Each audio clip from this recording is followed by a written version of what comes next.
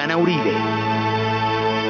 Buenas, les invitamos a los oyentes de Caracol que quieran ponerse en contacto con los programas, llamar al 245-9706, 245-9706, consultar la página web www.diana-uribe.com o escribir al email diauribe@hotmail.com. Hoy vamos a ver la reconstrucción del Japón, el regreso de las cenizas.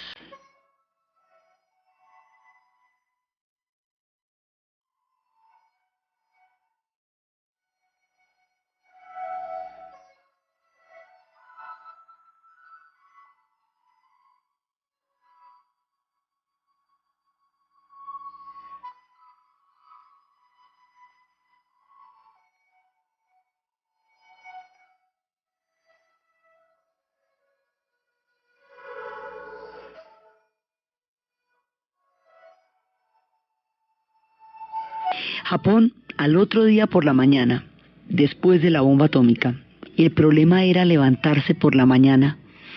¿Qué sentido tenía la vida? Después de lo que les había pasado, habíamos visto la rendición, habíamos visto cómo el Tenno les había dicho que tenían que soportar lo insoportable, habíamos visto lo que significaba para el pueblo japonés rendirse, cómo el Tenno les ordenó vivir, a diferencia de Hitler, que invitaba y exigía que el pueblo alemán muriera con él. El Tenno ordenó al pueblo japonés vivir y de esa manera salir adelante. Entonces, la reconstrucción tiene varias etapas y está llena de un virtuosismo y de una capacidad de solidaridad y de entrega que es absolutamente conmovedora.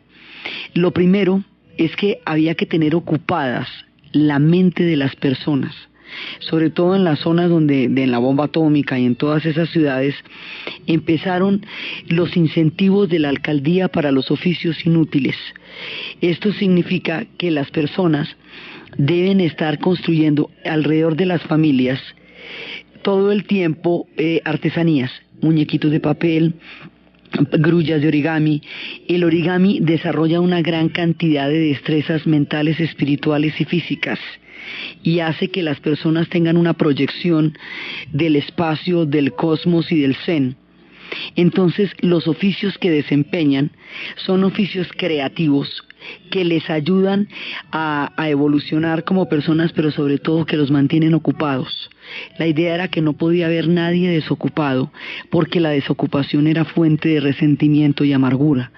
Las familias tenían que trabajar unidas todo el día haciendo artesanías y en las horas de la tarde les vendían, les compraban lo que habían hecho durante el día. De esa manera se justificaba levantarse por la mañana y había un logro que presentar al final del día y toda la familia tenía que estar unida.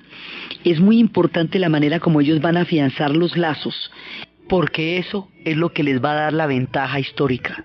En un momento dado, cuando la situación estaba tan terrible, el Tenno se dirige a su pueblo a través de la radio, el emperador, el que habíamos visto que era el emperador Dios, y dice: el primer paso para la reconstrucción de la patria consiste en establecer una sana vida pública y en especial en proveer de suficientes alimentos al pueblo. Los campesinos trabajan para aumentar la cantidad de sus productos, superando el embargo técnico y tolerando momentos penosos.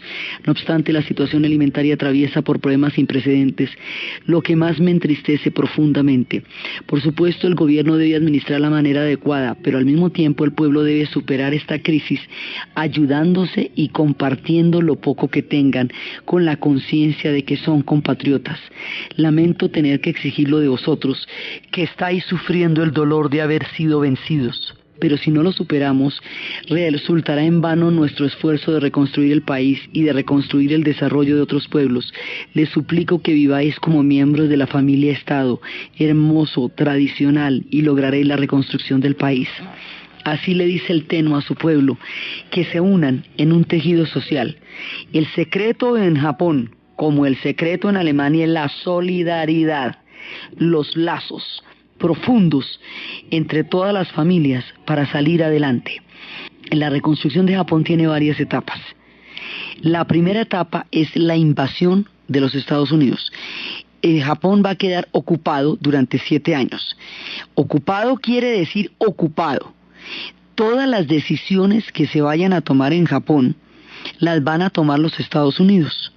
Las van a tomar de una manera total y definitiva porque ese pedazo de la guerra le correspondió a los Estados Unidos. A diferencia de Alemania, que estaba repartida entre 4 potencias, Japón está solamente en manos de los Estados Unidos. Los Estados Unidos tienen un plan que consiste en desmilitarizar al Japón. Y para eso hay que democratizarlo. Hay que cambiar una serie de instituciones. Lo primero que van a hacer, ellos, digamos, el carácter de la autoridad del Tenno no se cuestiona.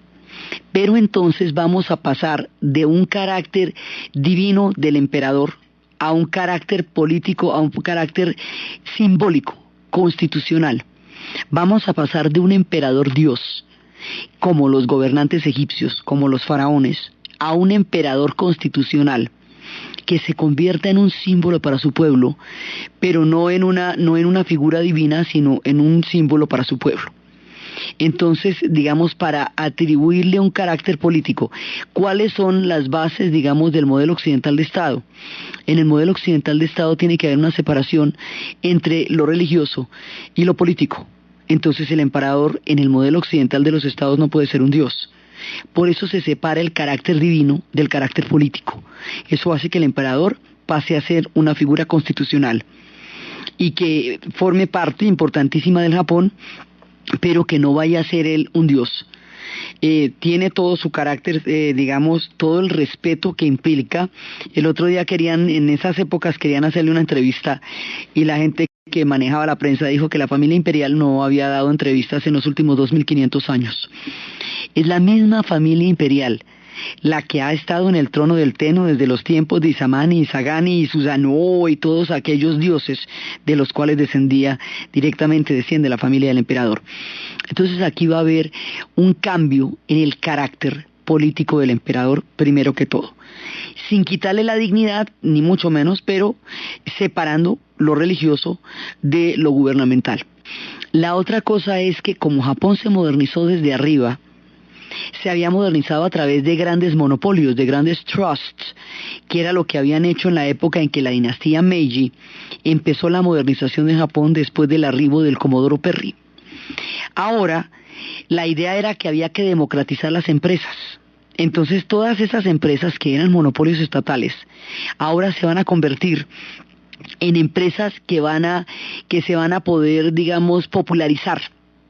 La popularización de las empresas, el quiebre de los grandes monopolios, va a ser una oportunidad muy grande de integración en el futuro inmediato de todos los japoneses, porque antes eran pools grandes. Ahora se van a poder dividir un montón de empresas que le van a permitir a la gente un acceso mucho más abierto a la reconstrucción del Japón. Entonces se democratiza la empresa. La otra cosa que van a democratizar es la tierra.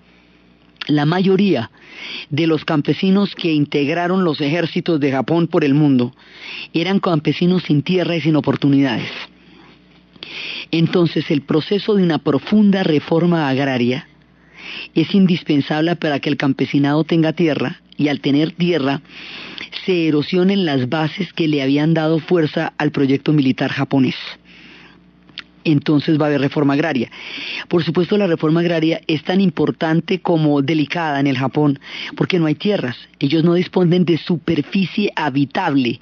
Así que cada centímetro de tierra que hay en el Japón es indispensable y hay que repartirlo de la manera más eficiente y más justa para todos. Entonces se hizo una reforma agraria. Digamos, eso fue lo que hicieron los norteamericanos en términos de reformas interiores para garantizar la democratización de Japón.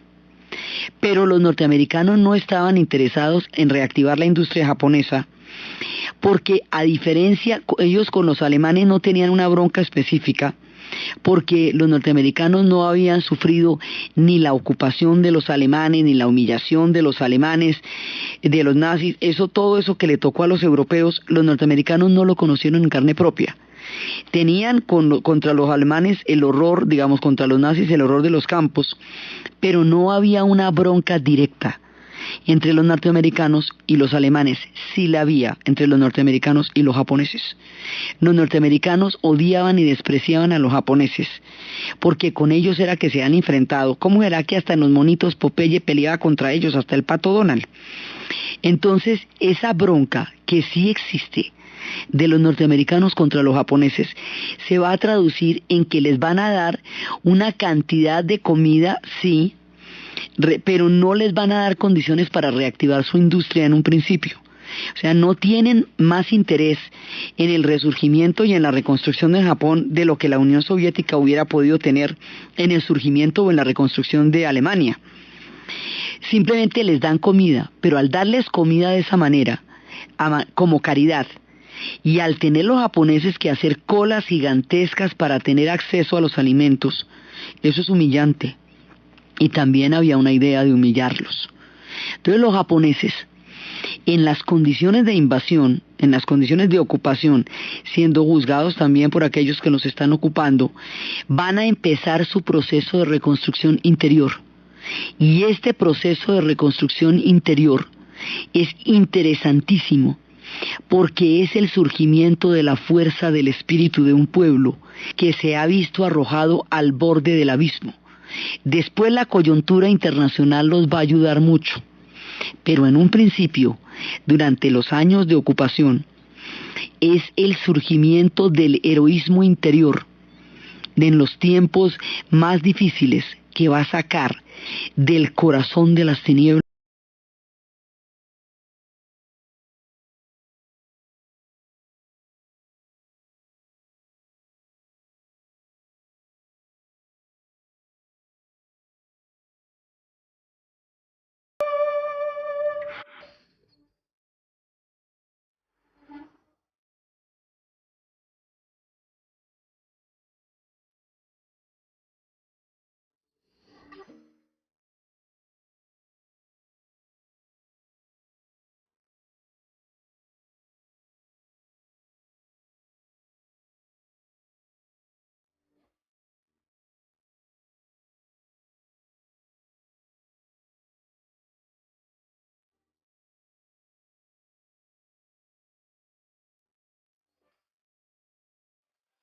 Los japoneses empiezan a, digamos, a sacar partido de la situación más adversa, de la humillación, de la depresión, de la baja autoestima generada por la ocupación. Por un lado, empiezan a incentivar los oficios inútiles para darle a la gente ocupación en el tiempo y en la mente.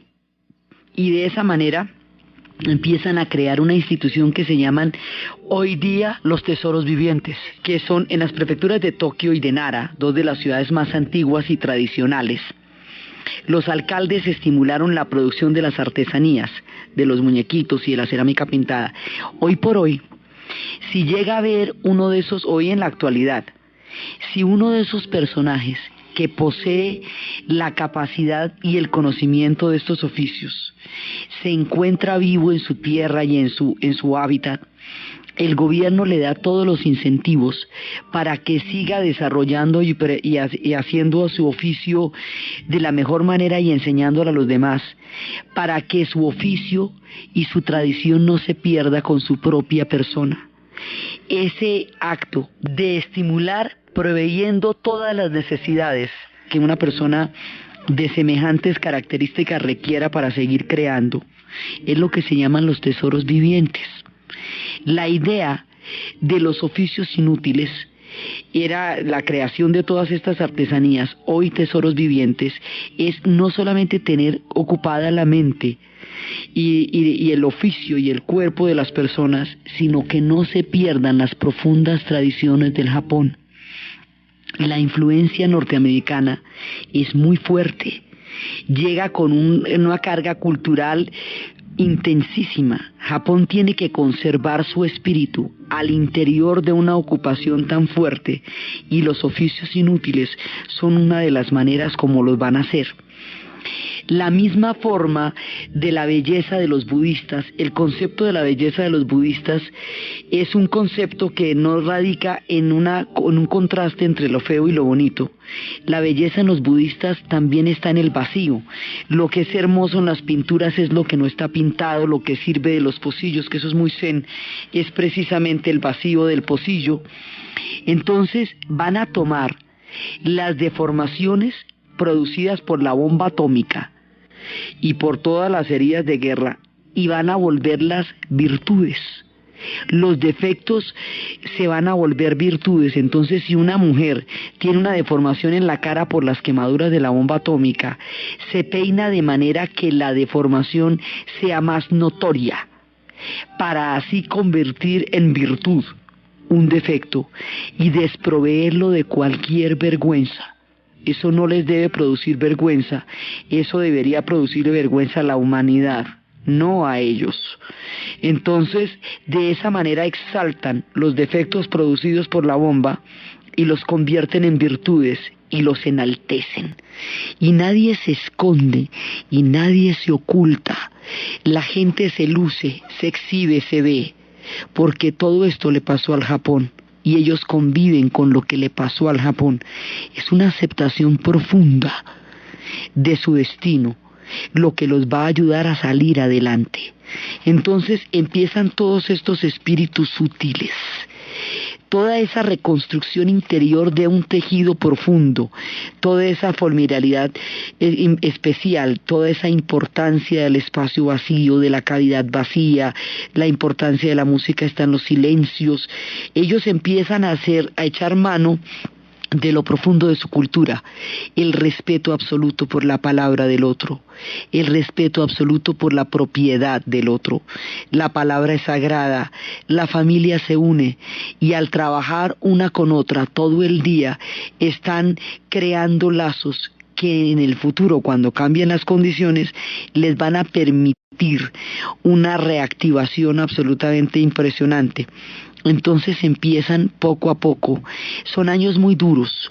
Son años muy duros porque dicen que los niños no sonreían, porque durante mucho tiempo no habían visto a nadie sonreír. Y la risa también se imita. Entonces no había nada chistoso que estuviera pasando en esa época. Son años en que las mujeres se van a prostituir por hambre. Y en ese momento se produce una confusión que no tiene nada que ver, que es la confusión entre la figura de la geisha.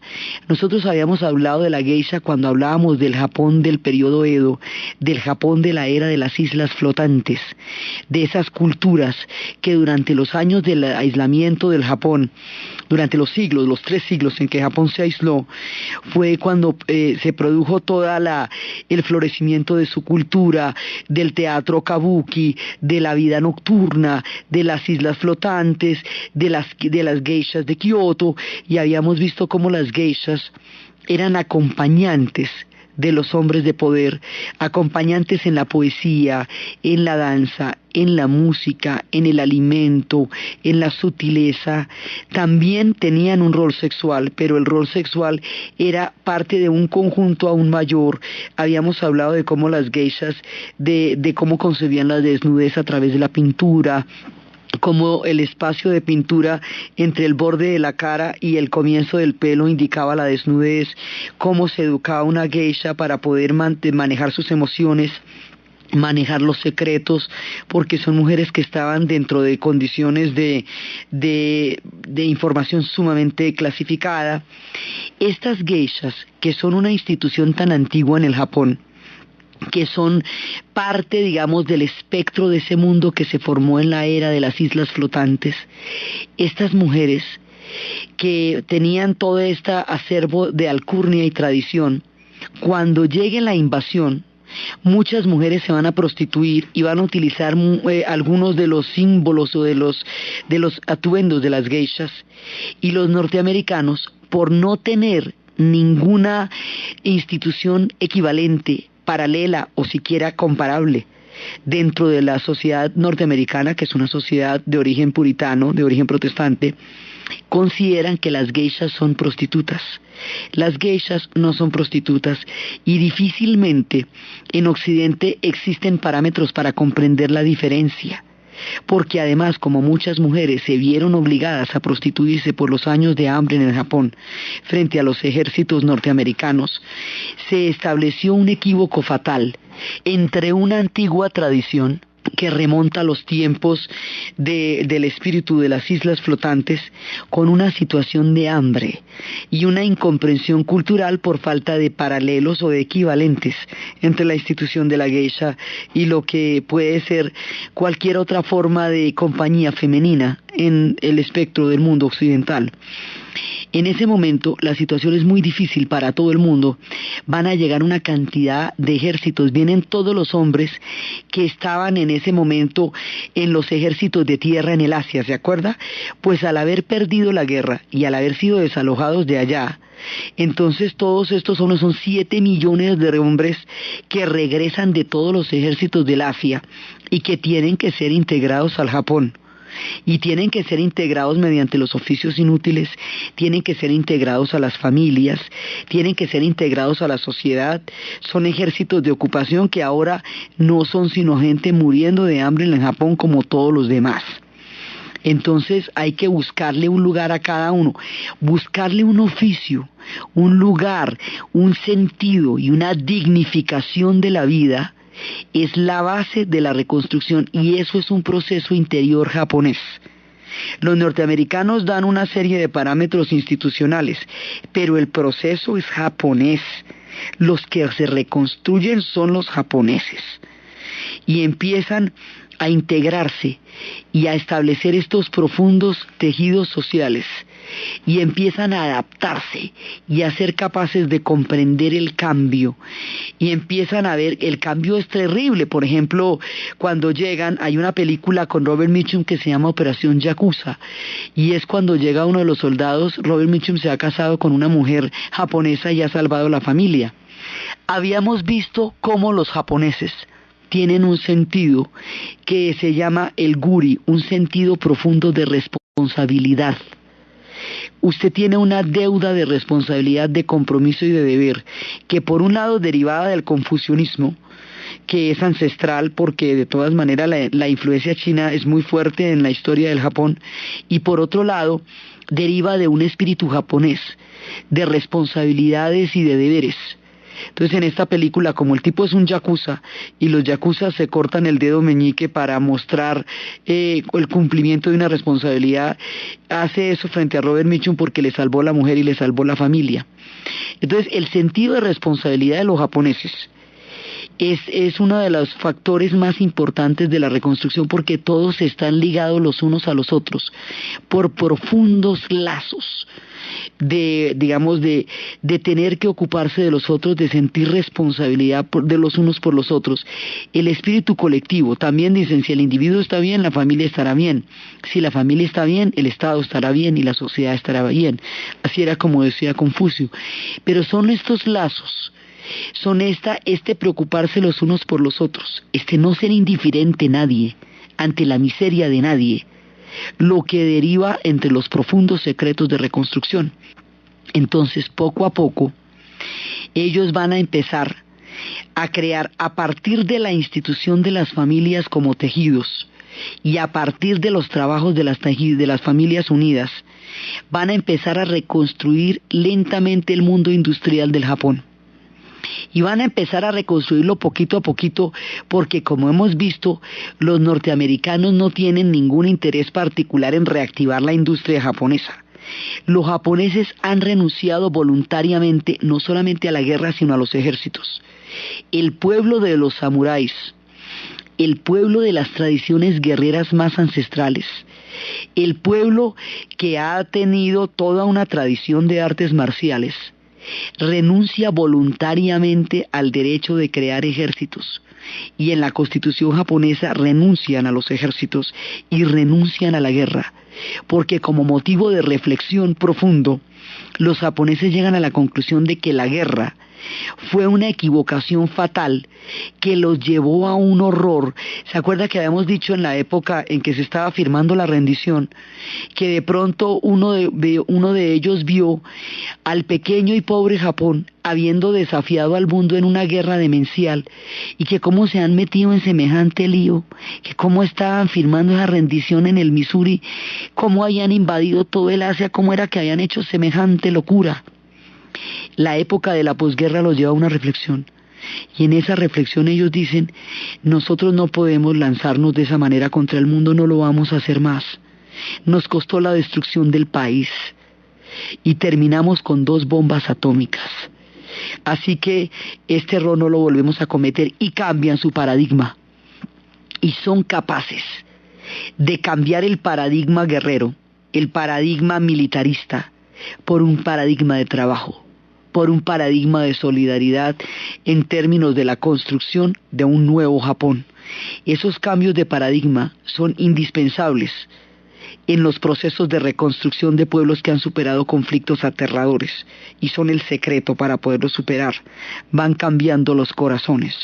Entonces esta gente se va poco a poco, van a empezar a crear empresas, y van a cambiar en el futuro las espadas por los portafolios, y van a empezar a crear clanes alrededor de las empresas. Y ya los clanes no van a ser los clanes guerreros del loto o del crisantemo de la época de los samuráis. Ahora los clanes van a empezar a ser corporaciones. Poco a poco las industrias van a empezar a reactivarse a partir de la laboriosidad y del trabajo de los japoneses. Y cuando sus industrias empiezan lentamente a reactivarse, cuando ya el tejido está empezando a reforzar un nuevo Japón, cuando están empezando a salir adelante, se les aparece un milagro, los salva la campana, la guerra de Corea.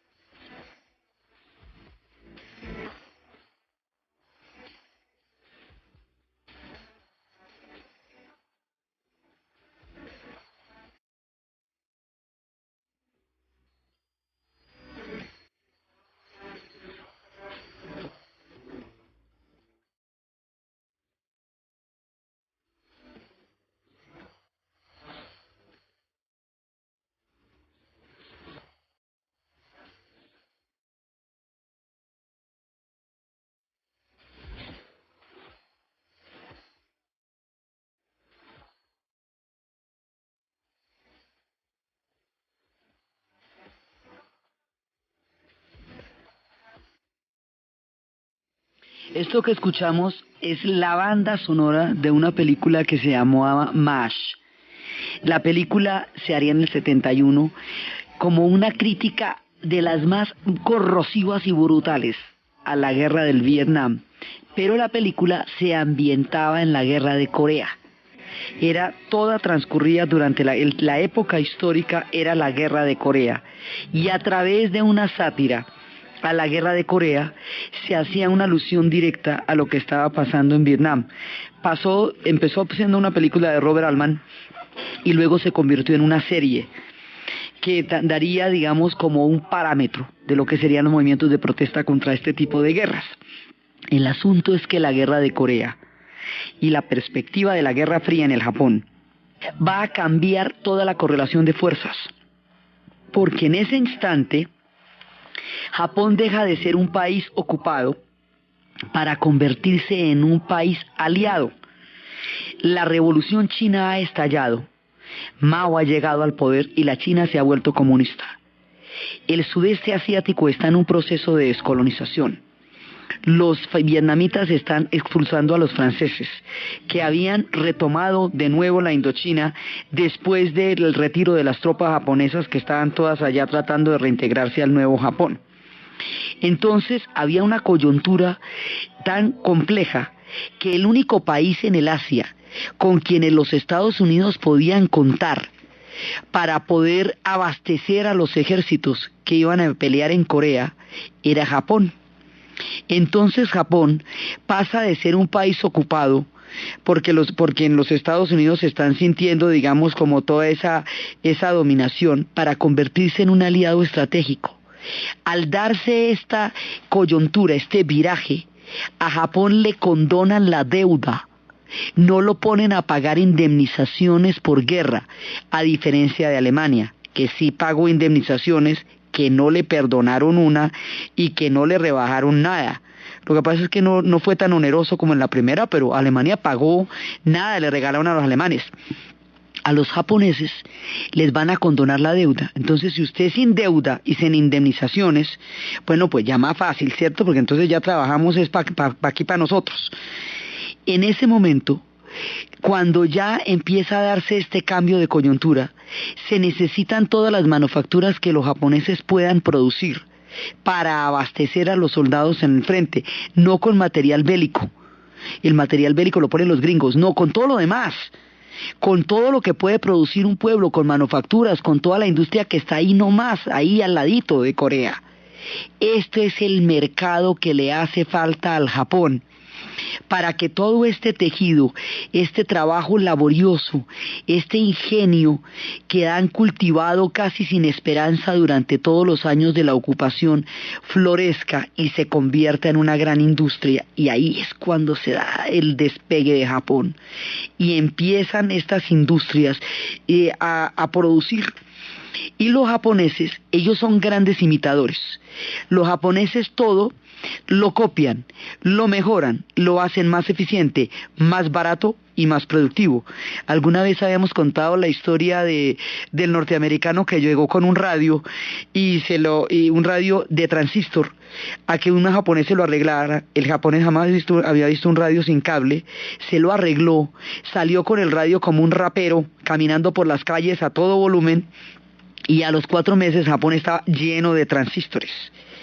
Japón es capaz de copiar toda la tecnología norteamericana y los norteamericanos son el sector punta de la tecnología mundial, lo último en guarachas. Entonces lo que los japoneses copian es la cresta de la ola, y copian la cresta de la ola para mejorarla, y tienen la industria y tienen la coyuntura económica para los mercados, que es la guerra de Corea. Y eso es lo que hace que todo ese trabajo invisible y profundo se traduzca en un éxito como el que van a tener los japoneses. Entonces ellos tienen en su propia cultura una cantidad de elementos que los hacen capaces de aprovechar las oportunidades. Uno de los elementos más fundamentales que hace la diferencia en el proceso de reconstrucción del Japón es el budismo. Como el budismo practica el desapego a las emociones, a las pasiones, a todo aquello que se convierta en lastres para el alma, en el budismo el odio como actitud no tiene sentido. Ellos van a seguir adelante, van a dejar atrás los odios, porque para poder imitar a los americanos, para poder aprovechar su ventaja tecnológica, para poder copiar sus productos y mejorarlos, tienen que no estarlos odiando. Si los estuvieran odiando, no podrían mirar sus ventajas. Son capaces de ver que los Estados Unidos en ese momento son el sector más avanzado del planeta en términos de tecnología, y que ese conocimiento lo necesitan ellos, y que tienen la oportunidad de adquirirlo por una vía terrible que es la invasión, pero igual tienen la oportunidad de adquirirlo. Entonces lo que ellos hacen es dejar de lado los odios, en lugar de concentrarse, porque es que muchos otros pueblos se quedaron en el odio, se quedaron en el dolor, se quedaron en la ira, en la bronca, y eso hace que la proyección de una sociedad futura se vea siempre empañada por una mancha de odio permanente que se pasa de una generación a otra. Los japoneses, por el desapego del budismo, no entran en el universo del odio y del resentimiento, sino en una practicidad espiritual de, bueno, todo bien. O sea, ya estamos en estas, ya entrados en gastos, vamos es para adelante y no echamos para atrás. Por eso decían que cuando la reconstrucción de Tokio, decían Tokio también era una ciudad muy bella, Tokio era una maravilla, Tokio era Edo. Si la hubiéramos reconstruido como era, habría quedado igual de bonita, pero siempre la miraríamos pensando que era una ciudad reconstruida, que una vez había sido bombardeada con fósforo, con madera, con todo papel, con todo, y que la habían desbaratado. Hicieron una ciudad completamente nueva, completamente distinta, futurista, como del siglo XXV, echaron fue pa'lante, proyectándose en el futuro, mirando lo que tenían adelante, dejando los odios atrás. Dejar los odios atrás fue la clave para poder absorber toda clase de influencias, transformarlas y darse a sí mismos la oportunidad de tener el milagro de recuperación que tuvieron. Esa es la diferencia y la particularidad en la cultura y en la interpretación del budismo japonés, que les abrió las puertas al progreso y a la asimilación de las influencias más allá del odio y del resentimiento. Eso y la miniatura. La miniatura, esa capacidad que tienen ellos para pintar en un jarrón de 1,5 pulgadas a una geisha con un señor en el atardecer, el sol ocultándose, la verja que está alrededor de ellos y las 4 flores en el tamaño de medio dedo y que todo eso se vea, esa capacidad de pintura, de miniatura, los va a hacer los reyes del transistor, va a hacer que los radios se hagan más pequeños y se llena de radios ancho por todos lados. Más adelante, cuando venga la era del microchip, esa misma capacidad de miniatura los va a hacer ejemplares en toda esa industria. Las niñas que trabajarán en la industria del microchip serán las chicas que tienen entre 13 y 18 años, que es cuando las yemas de sus dedos son más sensibles y pueden manejar con mayor habilidad el material del microchip. Y así empiezan. Y las corporaciones se empiezan a volver sustitutos de los clanes. Y dentro de la corporación, toda la gente que trabaja en una industria japonesa está trabajando como una familia. Y por el mismo espíritu colectivo confucionista y el mismo espíritu japonés, todo el mundo es importante en la empresa. El barrendero es sumamente importante, tanto como el gerente, tanto como el presidente, tanto como el hombre que limpia los vidrios, tanto como la señora de los tintos. Si el barrendero es de mayor edad que el presidente o que el gerente de la compañía, por la tradición confucionista, el gerente o el presidente de la compañía debe al barrendero máximo respeto, porque es una persona mayor. Y eso es, en el confucionismo, los mayores son los dueños de la autoridad dentro de la sociedad. La dignificación de toda forma de trabajo. Cada oficio es indispensable para Japón y cada oficio es indispensable para la empresa. Más adelante, hacia los años 80 y 90, este modelo de reconstrucción se conocería en administración de empresas como la teoría Z. Y es una teoría en la que en una empresa todo el mundo, absolutamente todo el mundo es importante. Las empresas se vuelven clanes en donde los empleados terminan casándose entre ellos como uno de las cosas que la empresa favorece. Si el día del cumpleaños no puede estar el padre con su hijo porque la empresa lo requiere, su hijo se siente honrado. La empresa empieza a formar una familia y un tejido social dentro del Japón. Y eso es lo que va haciendo que estas corporaciones sean tan eficientes. No solamente la oportunidad histórica que van a tener, sino el fundamento de tejido social que estas empresas van a desarrollar dentro de todo lo que es la reconstrucción del Japón, lo que va a hacer que el mundo se llene, pero se llene de productos japoneses.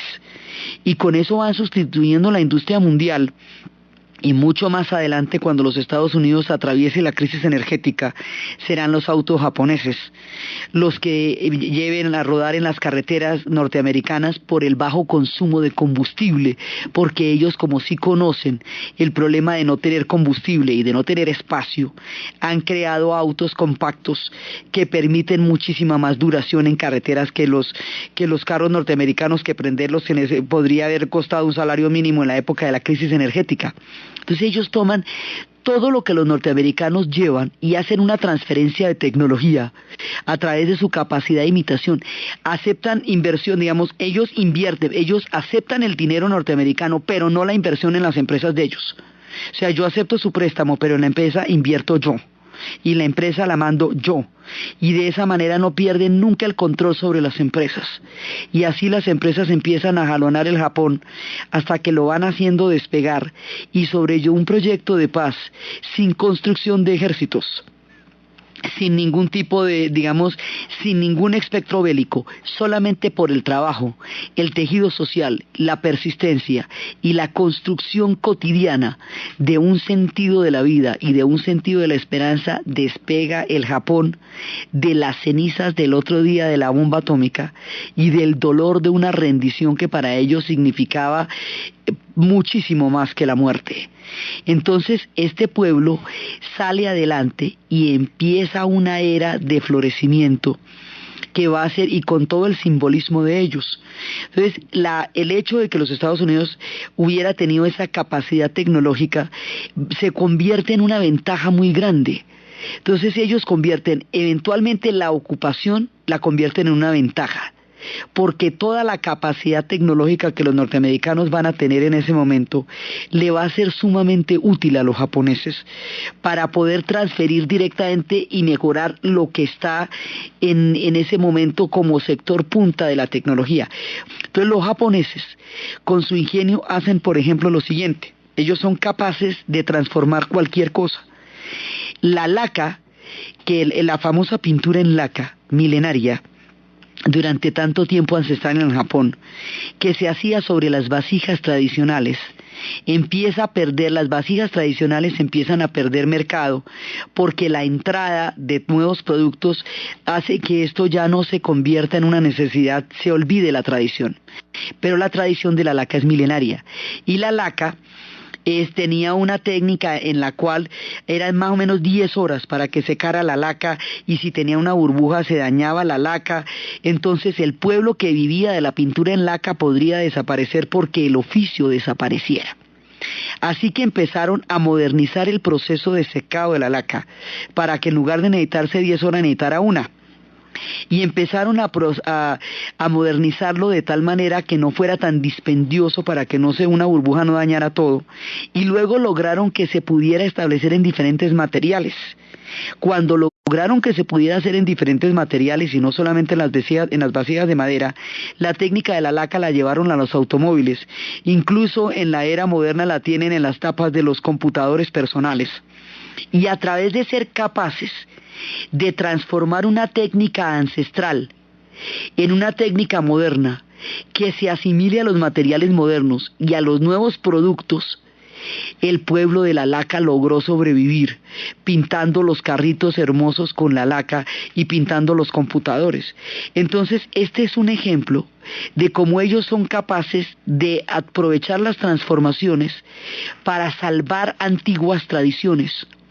Lo profundo en el Japón seguirá existiendo, pero de lo profundo de su espíritu sale la capacidad para generar toda esa cantidad de productos tan supremamente llamativos, baratos y eficientes, con que inundarán los mercados del mundo.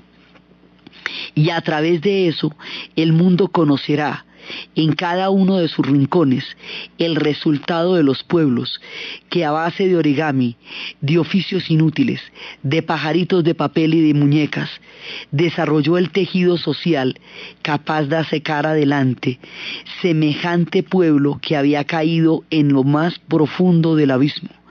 Estas historias nos muestran cómo los tejidos sociales sacan adelante a los pueblos de los momentos más desastrosos y los momentos que vivieron Alemania y que vivieron los japoneses. Pocos pueblos en la historia han conocido el tamaño de la oscuridad que estos pueblos conocieron, y sin embargo fueron capaces de salir de las cenizas. La historia les dio oportunidades. La guerra de Corea y la crisis energética los va a lanzar, pero cuando esas oportunidades llegaron, ellos ya habían logrado reconstruir aquello que era el dilema más importante al otro día de la bomba atómica: el espíritu y la razón para vivir. La autoestima, el sentido del orgullo sobre una base distinta a un parámetro bélico. Esa capacidad de reconstituir el espíritu después de la mayor adversidad y esa capacidad de cambiar los paradigmas para montarse sobre nuevos ejes y no creerse antiguos, digamos, creerse su capacidad de transformación, es uno de los secretos más valiosos, no solamente de la reconstrucción, sino del secreto de cómo Japón se convirtió en una potencia. Los hilos invisibles que los unen a los antepasados aún están con ellos.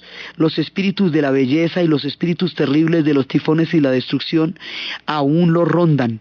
La paciencia sigue siendo todavía su mayor secreto para vivir.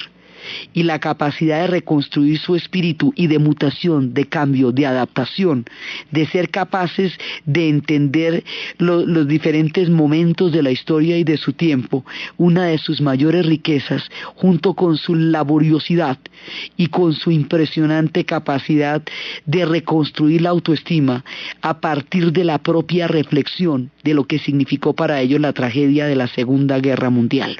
El proceso de surgimiento del Japón moderno es lo que vamos a ver en el siguiente programa. Entonces, desde los espacios de la paciencia, de la solidaridad, de la reflexión, del desapego al odio, de la capacidad para reconocerse en sí mismos y en los otros, de la manera silenciosa como fueron reconstruyendo cada uno de los hilos invisibles, hasta estar listos para las oportunidades de la historia, poderlas aprovechar y poderlas entender los cambios, las mentalidades y al mismo tiempo mantenerse fieles a sus herencias y a sus tradiciones, con la conciencia profunda de que solo juntos y solo a partir de la fuerza espiritual podrían atravesar el tiempo de la sombra y resurgir de las cenizas. En la narración, Diana Uribe; en la producción, Yesid Rodríguez. Y para ustedes, feliz fin de semana.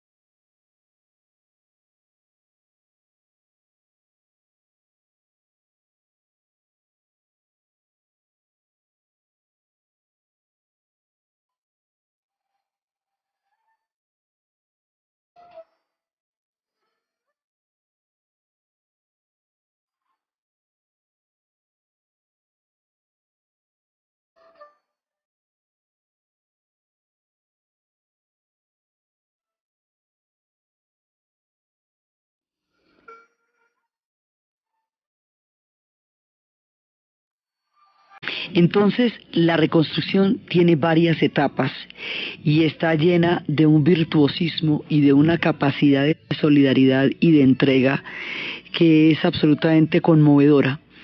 Lo primero es que había que tener ocupadas la mente de las personas, sobre todo en las zonas en la bomba atómica y en todas esas ciudades, empezaron los incentivos de la alcaldía para los oficios inútiles. Esto significa que las personas deben estar construyendo alrededor de las familias todo el tiempo artesanías, muñequitos de papel, grullas de origami. El origami desarrolla una gran cantidad de destrezas mentales, espirituales y físicas, y hace que las personas tengan una proyección del espacio, del cosmos y del zen. Entonces, los oficios que desempeñan son oficios creativos que les ayudan a evolucionar como personas, pero sobre todo que los mantienen ocupados. La idea era que no podía haber nadie desocupado, porque la desocupación era fuente de resentimiento y amargura. Las familias tenían que trabajar unidas todo el día haciendo artesanías, y en las horas de la tarde les vendían, les compraban lo que habían hecho durante el día. De esa manera se justificaba levantarse por la mañana y había un logro que presentar al final del día, y toda la familia tenía que estar unida. Es muy importante la manera como ellos van a afianzar los lazos, porque eso es lo que les va a dar la ventaja histórica. En un momento dado, cuando la situación estaba tan terrible, el Teno se dirige a su pueblo a través directamente desciende la familia del emperador. Entonces aquí va a haber un cambio en el carácter político del emperador, primero que todo, sin quitarle la dignidad, ni mucho menos, pero separando lo religioso de lo gubernamental. La otra cosa es que como Japón se modernizó desde arriba, se había modernizado a través de grandes monopolios, de grandes trusts, que era lo que habían hecho en la época en que la dinastía Meiji empezó la modernización de Japón después del arribo del Comodoro Perry. Ahora, la idea era que había que democratizar las empresas. Entonces todas esas empresas que eran monopolios estatales, ahora se van a convertir en empresas que se van a poder, digamos, popularizar. La popularización de las empresas, el quiebre de los grandes monopolios, va a ser una oportunidad muy grande de integración en el futuro inmediato de todos los japoneses, porque antes eran pools grandes. Ahora se van a poder dividir un montón de empresas que le van a permitir a la gente un acceso mucho más abierto a la reconstrucción del Japón. Entonces se democratiza la empresa. La otra cosa que van a democratizar es la tierra. La mayoría de los campesinos que integraron los ejércitos de Japón por el mundo eran campesinos sin tierra y sin oportunidades. Entonces el proceso de una profunda reforma agraria es indispensable para que el campesinado tenga tierra, y al tener tierra se erosionen las bases que le habían dado fuerza al proyecto militar japonés. Entonces va a haber reforma agraria. Por supuesto, la reforma agraria es tan importante como delicada en el Japón, porque no hay tierra. Diana Uribe.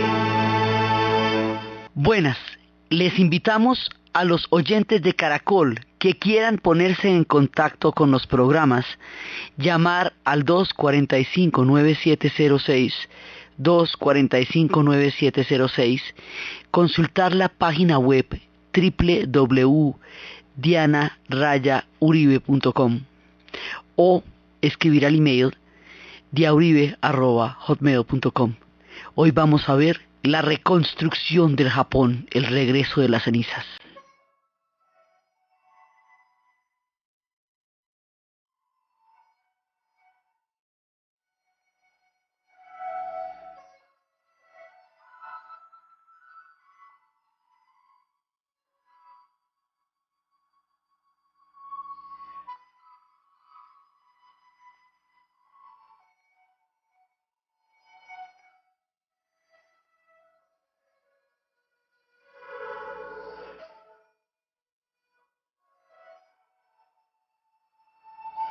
Japón, al otro día por la mañana, después de la bomba atómica, el problema era levantarse por la mañana. ¿Qué sentido tenía la vida después de lo que les había pasado? Habíamos visto la rendición, habíamos visto cómo el Teno les había dicho que tenían que soportar lo insoportable, habíamos visto lo que significaba para el pueblo japonés rendirse, cómo el Teno les ordenó vivir. A diferencia de Hitler, que invitaba y exigía que el pueblo alemán muriera con él, el Teno ordenó al pueblo japonés vivir y de esa manera salir adelante. la radio, el emperador, el que habíamos visto que era el emperador Dios, y dice: el primer paso para la reconstrucción de la patria consiste en establecer una sana vida pública y en especial en proveer de suficientes alimentos al pueblo. Los campesinos trabajan para aumentar la cantidad de sus productos, superando el embargo técnico y tolerando momentos penosos. No obstante, la situación alimentaria atraviesa por problemas sin precedentes, lo que más me entristece profundamente. Por supuesto, el gobierno debe administrar la manera adecuada, pero al mismo tiempo el pueblo debe superar esta crisis ayudándose y compartiendo lo poco que tengan, con la conciencia de que son compatriotas. Lamento tener que exigirlo de vosotros, que estáis sufriendo el dolor de haber sido vencidos. Pero si no lo superamos, resultará en vano nuestro esfuerzo de reconstruir el país y de reconstruir el desarrollo de otros pueblos. Les suplico que viváis como miembros de la familia Estado, hermoso, tradicional, y lograréis la reconstrucción del país. Así le dice el Tenno a su pueblo, que se unan en un tejido social. El secreto en Japón, como el secreto en Alemania, es la solidaridad, los lazos profundos entre todas las familias para salir adelante. La reconstrucción de Japón tiene varias etapas. La primera etapa es la invasión de los Estados Unidos. Japón va a quedar ocupado durante 7 años. Ocupado quiere decir ocupado.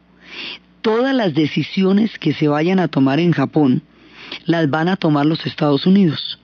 Las van a tomar de una manera total y definitiva porque ese pedazo de la guerra le correspondió a los Estados Unidos. A diferencia de Alemania, que estaba repartida entre 4 potencias, Japón está solamente en manos de los Estados Unidos. Los Estados Unidos tienen un plan que consiste en desmilitarizar al Japón. Y para eso hay que democratizarlo. Hay que cambiar una serie de instituciones. Lo primero que van a hacer ellos, digamos, el carácter de la autoridad del Tenno no se cuestiona, pero entonces vamos a pasar de un carácter divino del emperador a un carácter político, a un carácter simbólico, constitucional. Vamos a pasar de un emperador Dios, como los gobernantes egipcios, como los faraones, a un emperador constitucional, que se convierta en un símbolo para su pueblo, pero no en una figura divina, sino en un símbolo para su pueblo.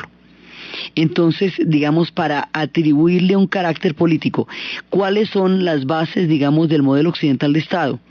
En el modelo occidental de Estado tiene que haber una separación entre lo religioso y lo político. Entonces el emperador en el modelo occidental de los Estados no puede ser un dios. Por eso se separa el carácter divino del carácter político. Eso hace que el emperador pase a ser una figura constitucional y que forme parte importantísima del Japón, pero que no vaya a ser él un dios. Tiene todo su carácter, digamos, todo el respeto que implica. El otro día en esas épocas querían hacerle una entrevista y la gente que manejaba la prensa dijo que la familia imperial no había dado entrevistas en los últimos 2500 años. Es la misma familia imperial la que ha estado en el trono del Tenno desde los tiempos de Isamani, Isagani y Susanoo y todos aquellos dioses de los cuales descendía